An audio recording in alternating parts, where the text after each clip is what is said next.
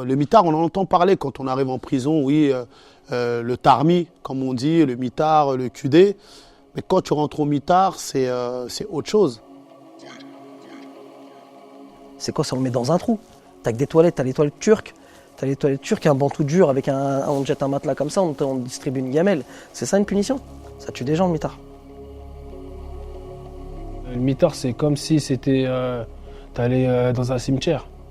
C'est sombre. C'est une prison dans une prison, je crois. Mentalement, ça tue. Le mitard est inhumain. Dans cette vidéo, je vais vous parler d'un endroit où les conditions de vie sont très difficiles, voire inhumaines. C'est un endroit où de nombreux détenus se suicident. On l'appelle le quartier disciplinaire et aussi mitard en prison. Début février, l'OIP, l'Observatoire international des prisons, où travaille Prune qu'on a interviewé, a publié une enquête édifiante. Pendant 1 an, ils ont travaillé sur le sujet de la discipline en prison et du mitard. Cellules insalubres, séquelles psychologiques et physiques, suicides, on a vraiment l'impression que cette punition sort d'une autre époque. Pour comprendre comment ça se passe quand on est au mitard, je me suis dit que le mieux c'était d'interviewer d'anciens détenus. Pour ceux qui suivent Street Press, vous les avez déjà vus passer dans d'anciennes vidéos, ils s'appellent Adama, Pourceux et Djilali. Avec eux, on va rentrer au cœur du mitard, une prison dans la prison. La première fois que je vais au mitard, c'était à la maison d'arrêt de Bois d'Arcy, j'avais pris 3 ans. C'était en 2008. C'était pour une bagarre dans les couloirs. Il y a eu une intervention, les surveillants ont bloqué la prison. Ils m'ont soulevé, ils m'ont jeté au mitard. Ils ont fermé la porte. Et après, j'ai vu ce que c'était le mitard, c'était un truc de ouf. Moi, en fait, je suis à la maison d'arrêt du Val d'Oise, à Osny. Je suis en mandat de dépôt pour tentative de meurtre. Et pendant 1 an, en fait, moi, ça s'est très bien passé, on va dire, ma détention. Un jour, j'ai eu une bagarre en promenade, 2 bagarres en promenade, et je suis passé au prétoire. Et ensuite, on m'a mis au mitard. On m'a mis au mitard, j'ai pris 30 jours, dont 20 jours de sursis, 10 jours fermes. Et moi, je ne pensais même pas que j'allais aller au mitard, hein. J'ai été, on va dire, un détenu modèle, entre guillemets. Je n'ai pas eu de rapport, d'incident. C'était ma première fois que je passais au prétoire. Je pensais vraiment que j'allais avoir un avertissement. Moi, quand j'arrive, je suis en t-shirt limite. Je me dis, voilà, je vais passer pendant 1 heure au prétoire et après, je vais remonter dans ma cellule. Et le choc, c'est non, 10 jours de mitard ferme. Directement, on t'ouvre la cellule et tu pars au mitard. Nous, on s'est fondé sur des chiffres de 2022 qui nous ont été communiqués par l'administration pénitentiaire. Et la sanction du quartier disciplinaire représentait 7 sanctions sur 10 qui étaient prononcées en commission de discipline. Si on prend uniquement le quartier disciplinaire ferme, on était quand même à quasiment la moitié des sanctions prononcées. Une personne détenue sur 2 qui passe devant une commission de discipline en prison va finir au mitard. Ma première peine, j'ai fait 30 jours. 30 jours pour la bagarre, parce que je me suis battu. En fait, le détenu, il a porté plainte. Ça veut dire que ça m'a ramené une autre affaire. Et j'avais quelques rapports parce que j'avais insulté les surveillants et ils m'avaient attrapé avec un téléphone. Ça veut dire là, ils ont dit non, là, monsieur, là, vous avez trop fait, là. Là, on va vous condamner à 30 jours. Celle-là, là, cette peine, elle m'a tué. J'ai été qu'une seule fois au mitard. C'était juste une journée. Et c'était, il me semble, 2010. 2009-2010. C'était pour un très gros incendie que j'ai fait dans ma cellule. J'ai fait brûler ma cellule par rapport à mes conditions de détention. Et ils m'ont ramené au mitard. Ils m'ont laissé la journée. Ils ont vu que j'étais incompatible au mitard par rapport à mon handicap. Du coup, ils ont approprié un mitard pour moi. J'avais déjà un régime strict. J'étais isolé, donc ils m'ont mis en confinement à l'isolement. Ce qui veut dire que, en fait, je suis comme au mitard. Ils m'enlèvent ma télé, ma chaîne IFI, tous mes loisirs, ma PlayStation, mes cantines. Ils me laissent que mes vêtements et une bouteille d'eau. J'ai fait 2 fois 45 jours, 1 fois 30 jours, 2 fois 15 jours sur 9 mois et demi d'isolement.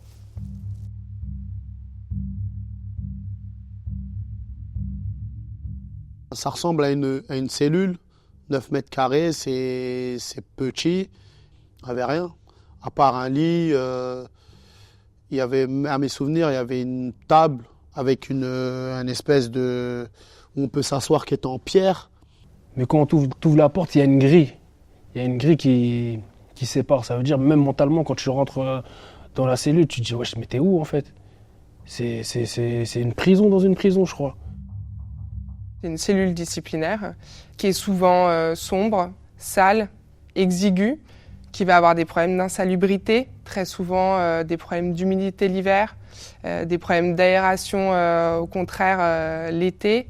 C'est glauque. Et franchement, quand je suis rentré dedans, pourtant, ça faisait 1 an, ça faisait 14 mois, j'étais enfermé.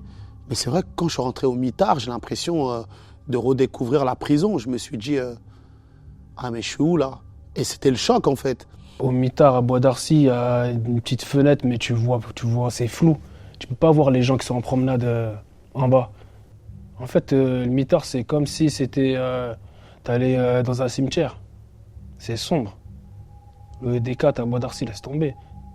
Moi, c'était tellement violent, c'est pour ça que même dans mon livre, je l'ai appelé le cimetière des vivants. Parce que pour moi, tu as l'impression que tu rentres dans un cimetière et que tu vas rester dormir dans ce cimetière pendant des jours, voire des semaines. Tout est limité. Tout est limité, même tes vêtements, c'est eux qui te les ramènent. C'est comme si quelqu'un venait déposer des fleurs sur ta tombe. Toi, tu peux rien faire à part accepter. Et ça va être un lieu dans lequel on est complètement coupé du reste de la détention. L'isolement est vraiment poussé à son paroxysme. Presque l'ensemble des activités en fait en prison est suspendu. Donc on n'a plus accès à l'enseignement, on n'a plus accès au travail si jamais on avait accès au travail. Et ça, c'est 23 heures sur 24. Et l'heure qui reste, c'est dans une cour de promenade où le nom cour de promenade finalement est presque illusoire puisqu'on est dans une toute petite cour. Quand tu sors en promenade, des fois, tu vois d'autres détenus, tu vois un peu de vie. Au mitard, c'est toi et toi. Ça veut dire que tu te parles à toi-même, tu réfléchis, on ne peut pas appeler ça une promenade. Comme quand on va au zoo, on voit un lion en cage qui tourne. Tu as l'impression que tu es un animal à ce moment-là et tu te dis, on le fait sortir un peu, il se dégourdit un peu les jambes, mais des fois, tu n'as même pas envie de sortir.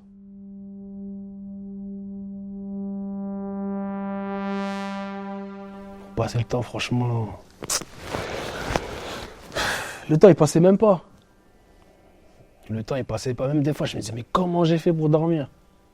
Frère, je suis là, je suis comme un zombie. Je regarde en haut, tout ça. Je suis là, le temps, il passe. Ouais, j'étais desséché. Même l'heure, il n'y a pas. Tu peux t'endormir rapidement. Pour toi, tu as fait une longue nuit. Moi, ça m'est déjà arrivé dans les débuts. C'est que je mangeais, je faisais un peu de sport pour me fatiguer, pour m'endormir.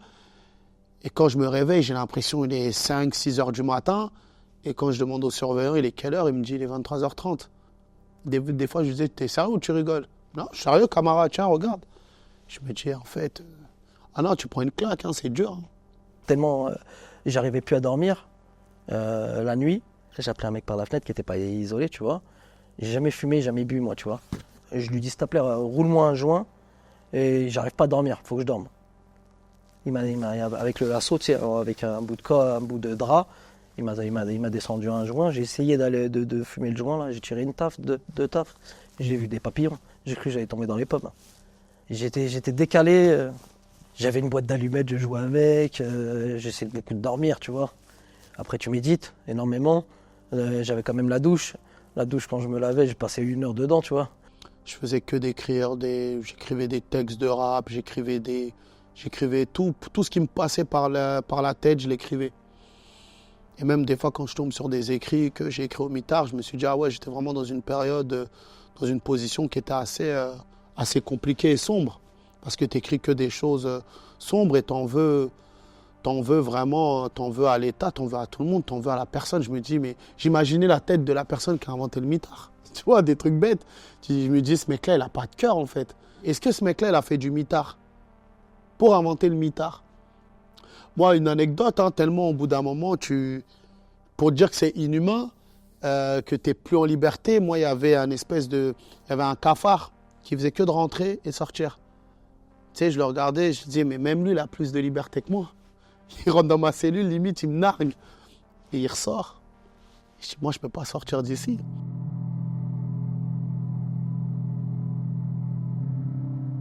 Mon parcours, il est compliqué. Parce que j'ai un frère qui a été assassiné par la police. Donc, et j'étais très jeune. Et donc, à partir de là, déjà, j'avais une haine contre tout ce qui était magistrat, policier, tout ce qui est surveillant, tu vois. Donc, l'autorité, je pouvais... Et plus quand j'ai découvert qu'il y avait de l'acharnement sur moi, là, j'avais encore plus la haine. Je te dis la vérité, j'avais encore plus la haine. Déjà pendant presque 1 mois et demi, 2 mois, ça a duré.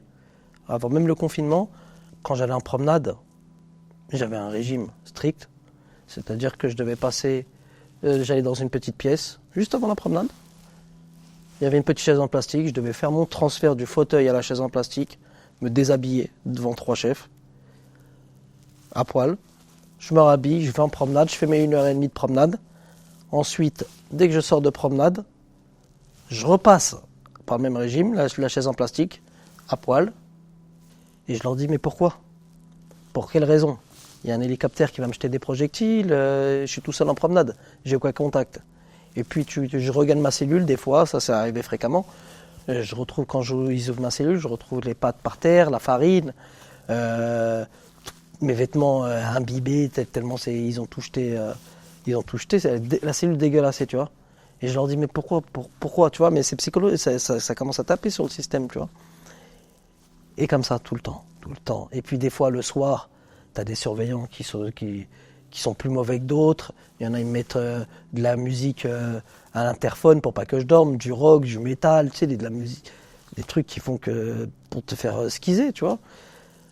La lumière, ils appuient sur l'interrupteur pour pendant des 15 minutes, ils restent le doigt dessus pour pas que je dorme. C'est tout ça pour essayer de me casser. Mais c'est un acharnement. Ça a duré 2 mois comme ça. Et à un moment donné, j'ai craqué. J'ai collé des lames. J'ai fabriqué des lames artisanales. J'en ai collé partout.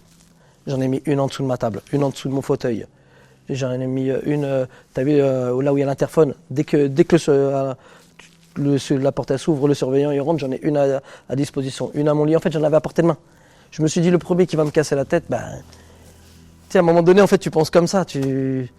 Mais ça va, j'ai pas reproduit. Ça s'est pas reproduit et il a fallu que je trouve le moyen de faire sauter la cellule pour gagner mon transfert. Et pour moi, c'était une victoire. Ah, moi, c'était la guerre avec les surveillants. Ils me faisaient la misère. Des fois, je leur demandais des allumettes parce qu'on avait le droit à 3 allumettes par jour. Ils voulaient même pas me donner une allumette. Ça veut dire toute la journée. À l'époque, moi, je fumais. Toute la journée, je fume pas. Je fais rien, je suis dans la cellule. Il y a des moments où je craquais, j'appelais les surveillants, je les appelais pour rien déjà. Et les surveillants étaient là, ils faisaient le malin, c'est-à-dire je le traitais encore, je l'insultais encore, ils me remettaient les rapports. Après dans ma tête, je disais, ah ouais, laisse tomber, rapport. Enfin, ça veut dire, j'étais en mode, vas-y, j'ai plus rien à perdre, je vous traite tous. Dès que je redescendais 30 jours, même pas une semaine après, monsieur, vous devez repasser au prétoire. Moi, je repassais, allez, 10 jours. Ouais, ça voulait plus s'arrêter à un moment donné. Moi, je m'entendais bien avec des surveillants, même certains gradés qui venaient me voir aussi quand ils étaient au mitard, qui venaient me parler. J'échangeais un peu avec eux. Comme tu peux avoir des surveillants aussi, je ne vais pas dire ils ne sont pas humains, mais tu es là, c'est ton problème, nous on s'en fout, moi je fais mon taf. Mais moi je dis quand on est surveillant, on doit aussi avoir ce côté humain, un minimum. Ok, on peut commettre les pires choses, mais vous êtes là pour garder ces personnes-là. Et il y a des surveillants, je trouve que heureusement qu'il y a des surveillants qui sont humains, qui te soutiennent, qui te font passer ne serait-ce qu'un bouquin, etc., qui t'aident à tenir au mitard.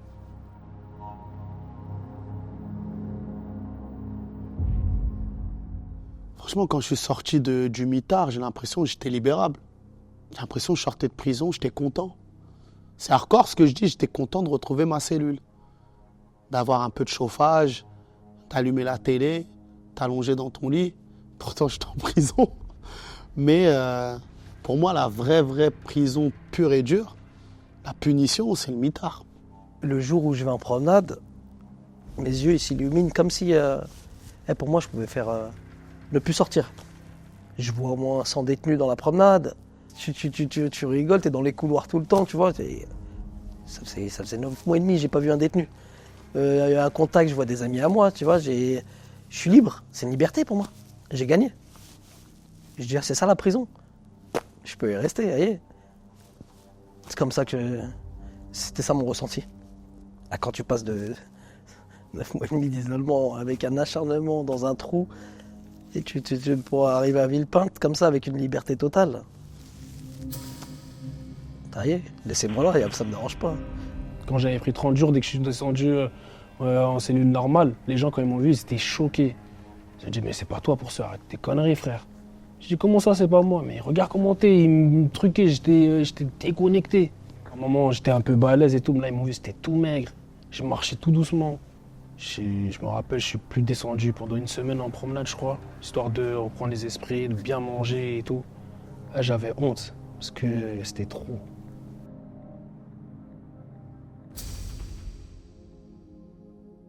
Quand tu sors du mitard, t'en parles avec les autres détenus, tout le monde sait que tu as été au mitard, et les gens ils te posent la question.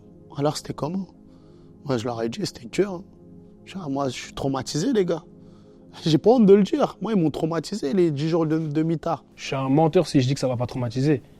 Des fois je parlais avec des mecs qui étaient en promenade, ils m'appelaient, ouais pour ceux c'est comment, tout ça, nanana. Mais tu sais que dans la cellule où t'es là, il y a un tel qui s'est suicidé il y a un mois là. Ça veut dire, le mec, il me dit ça, moi, je suis tout seul, là, je vais dormir après, je fais comment? Je dormais plus, frère. Après, moi, je me vantais et tout. Ouais, vas-y, c'est de la connerie, le mitard, je peux aller même demain, mais en vrai, frère, c'était dur. Ça, c'était juste pour montrer aux gens que, ouais, mais en fait, c'était dur, frère. Ça laisse des séquelles. Moi, là, aujourd'hui, j'ai 34 ans, mais des fois, je fais des cauchemars, je suis au mitard, frère, ou en cellule et tout, je me réveille en sursaut. Ouais, ça m'a laissé des séquelles. Une personne détenue qui va passer au quartier disciplinaire, elle va régulièrement développer des problématiques de santé. Alors ça peut être des problématiques somatiques, hein. Par exemple des maux de tête, des maux de ventre. Il y a aussi pas mal de troubles ORL qui sont rapportés à cause notamment de l'humidité de ces lieux, qui sont souvent insalubres. Et puis des conséquences psychologiques désastreuses, elles qui vont principalement se matérialiser à travers des tentatives de suicide ou des suicides dans le quartier disciplinaire. T'imagines? Pour sortir du mitard, il y a eu des gars qui ont brûlé leurs cellules. Des personnes qui ont la peau noire, qui ressortent la peau blanche, voire rose, juste pour sortir de cet endroit-là. J'ai vu des costauds, frère, qui pleuraient au mitard, frère. Je les voyais, ils jouaient les chants en promenade, mais je te jure que j'ai vu un mec qui pleurait au mitard. Il pleurait, faites-moi descendre, c'est trop dur, tout. Moi, j'ai vu des détenus avec qui on tournait, avec qui on faisait du sport, avec qui on rigolait, sortir du mitard et changer psychologiquement. Tu leur parles, ils te regardent comme s'ils ne te connaissaient pas. Mais pour moi, il y a eu quelque chose. Quand je dis il y a eu quelque chose, peut-être que ce gars-là, il a pas supporté le mitard, il a pété un câble et psychologiquement, il a changé. J'en ai vu beaucoup. Sortir du mitard, marcher comme des légumes, en promenade. Il y a des gens qui sont forts, qui surmontent. Déjà à l'époque, c'était 45 jours le maximum de mitard. Tu vois, aujourd'hui, c'est passé à 30 jours. Mais fais 45 jours de mitard. T'en as, ils se mettent la corde au cou. C'est pour ça qu'il y a autant de suicides dans les mitards. Au quartier disciplinaire, on a 15 fois plus de risque de mettre fin à ces jours qu'en détention normale. Sachant qu'en détention normale, on a déjà à peu près 8 fois plus de risque de se suicider qu'à l'extérieur. Ça, c'est juste le symptôme des conditions dramatiques dans lesquelles on enferme une personne détenue quand on la sanctionne à du quartier disciplinaire. Quand on décrit les conditions matérielles de détention en cellule disciplinaire et les conséquences psychologiques, finalement, il paraît assez évident qu'il y a un mal-être qui va se créer, qui va être renforcé et qui va s'étirer au point d'arriver à des situations dramatiques. C'est inhumain. Il y a d'autres solutions. Tu vois, comme priver la télé, enlève la télé, laisse-le dans sa cellule, tu vois, avec son confort, enlève ses loisirs, prive-le du sport, tu vois, mais enlève-le pas, mets-le pas dans un trou. C'est un trou, le mitard. Il y a des pays, par exemple le Canada, qui sont allés jusqu'à supprimer la sanction de l'isolement, donc l'isolement comme sanction disciplinaire, alors que c'était utilisé jusqu'à 30 jours. Donc dans les prisons fédérales, en 2019, le Canada a décidé de supprimer le quartier disciplinaire. Donc ça montre que c'est possible de le faire. Sur le quartier disciplinaire, après 1 an d'enquête, nous, la seule solution qui nous semble envisageable, c'est la suppression du quartier disciplinaire. Aujourd'hui, on ne peut plus accepter d'envoyer des personnes détenues dans des lieux aussi inhumains et avec des conditions aussi dégradantes. Merci d'avoir regardé cette vidéo. Si vous voulez en savoir plus sur le parcours hors norme de Djilali, vous pouvez regarder ce témoignage qu'on avait fait il y a 2 ans avec lui. En ce moment, il prépare carrément un biopic sur sa vie, réalisé par Leila Si, la femme qui est derrière Banlieusard. Pour voir le travail d'Adama, vous pouvez regarder Rix, c'est toujours dispo sur la chaîne YouTube de Street Press. Comme le reportage qu'on avait consacré à Pour Ceux sur le Fight Club qu'il avait monté pour lutter contre les Rix, je vous mets tous ces liens en description. Et sur le sujet du mitard, si vous voulez en savoir plus, je vous conseille l'excellent documentaire d'Arte à retrouver sur leur chaîne YouTube. Ça s'appelle Mitard, l'angle mort, et à l'intérieur de ce docu, beaucoup de familles qui ont perdu un proche en détention témoignent. N'oubliez pas de vous abonner à Street Press pour pas rater nos prochaines vidéos. À bientôt.